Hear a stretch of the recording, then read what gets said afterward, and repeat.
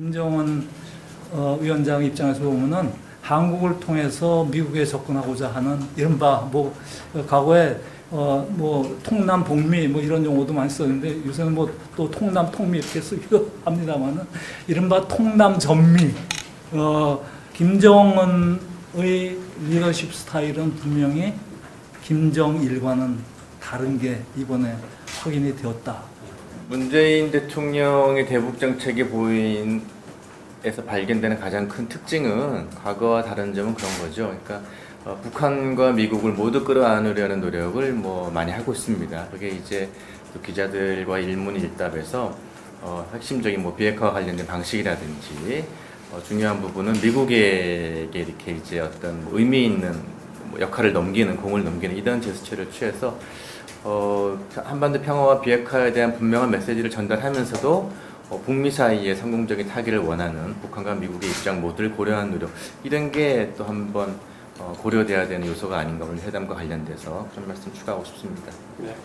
지난번 북미 정상회담을 제안할 때도 그 트럼프의 그 취소 서한에서 나타났지만 남한을 통해서 북한이 지들이 먼저 하자고 했다 요청을 했죠. 오늘도 그 문 대통령 얘기하면 김 위원장이 만나고 싶다는 뜻을 먼저 전해왔다라는 겁니다. 이 두 가지는 과거의 북한 패턴과 많이 다른 거예요. 최근에 북미 정상회담을 두고 롤러코스터가 진행이 되고 있는데요. 제가 보기에는 이건 트럼프의 협상 방식이랑 북한의 기존의 협상 방식이 서로 충돌한 부분이라고 생각을 합니다. 트럼프의 협상 방식이라고 하면 소위 얘기하는 예측 불가능성, unpredictability라는 거죠. 그리고 상황을 급반전시키는 그런 그 모습들이 있는데 그게 북한의 협상 스타일, 소위 많이 이야기하는 트럼프 전술이라든가 아니면 그 이재기를 계속 함으로 인해 가지고 우위를 점하려고 하는 협상에서 우위를 점하려고 하는 그런 모습이 있는데 그런 게 실제 충돌을 한 것 같습니다. 지금 현실 상황에서는 북한도 불만이 있고 미국도 불만이 있는 상황입니다.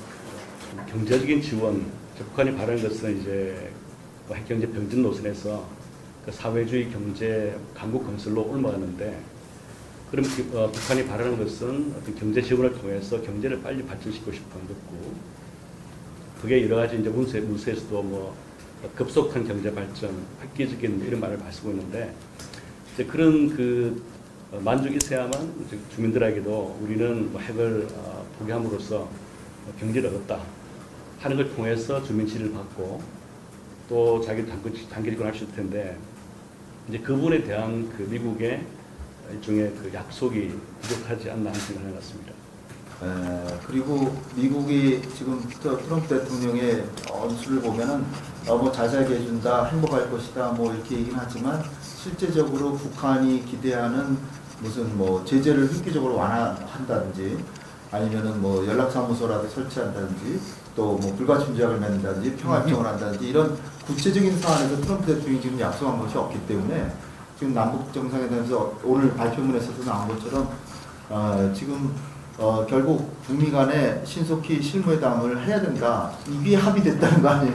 이게 사실 너무 기본적인 합의인데 근데 어쨌든 판을 깨지 말자는 거는 합의가 됐기 때문에 6월 12일 날 이루어질 가능성은 있는데 아직까지도 한두 번 더 극적인 타결을 앞두고 고비가 있지 않을까. 트럼프 변수도 간단치 않다고 봅니다. 이게 트럼프가 북한하고 핵협상은 사실은 트럼프한테는 굉장히 그렇게 기속력이 없는 합의입니다. 이것은 특히 지금까지는 전혀 강력한 기속력이 있었던 국제 보편적 합의조차도 2007년 1월에 그 환태평양 경제 동반자협정 TPP 탈퇴했고요.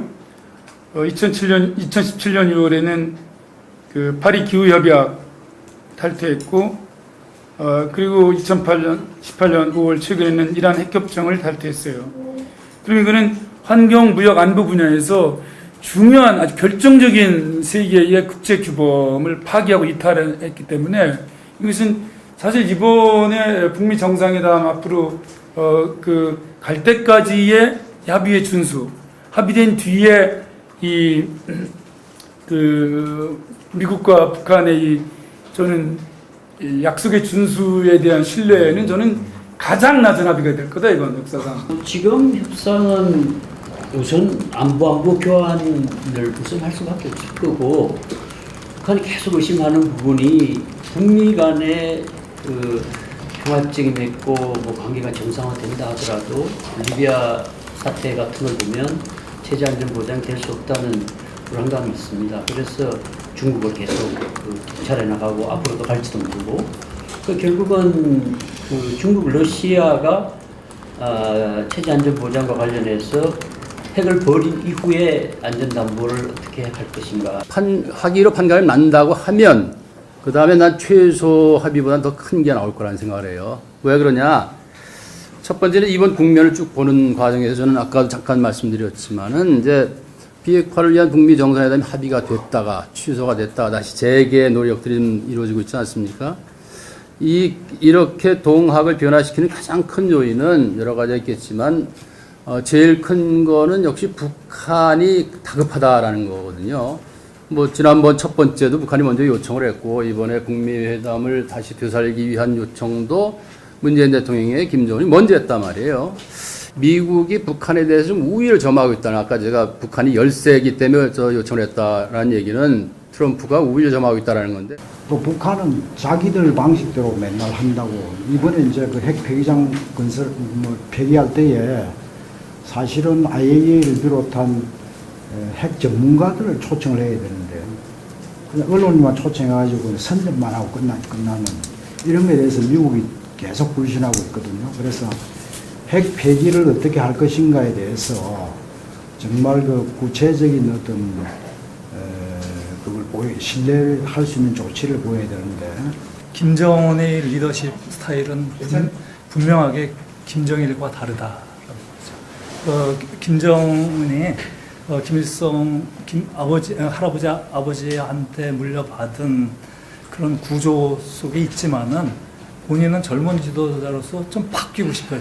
새로운 북한을 좀 만들고 싶은데 그 과거의 관성으로부터 벗어나기도 본인도 상당히 좀 어렵다. 한국이 한미 그 정상회담, 그러니까 한미 그 채널을 통해서 이러이러한 정도, 우리가 이러이러한 정도의 것은 한국도 이 정도면 된다라고 이번 북미 정상회담에서 받아들일 것에 대해서 우리도 그 핵 문제의 당사자로서 좀 투입을 해야 된다라고 생각을 합니다. 그리고 그 과정에서 이제 앞으로 이 김정은과 이제 수시로 만나기로 할 수 있으니까는 비핵화 문제에 관해서는 이 판문점 선언 모두에 기록되어 있는 기존의 모든 선언과 합의 이행, 그래서 한반도 비핵화 공동 선언을 이제 한국이 슬슬 거론해야 된다.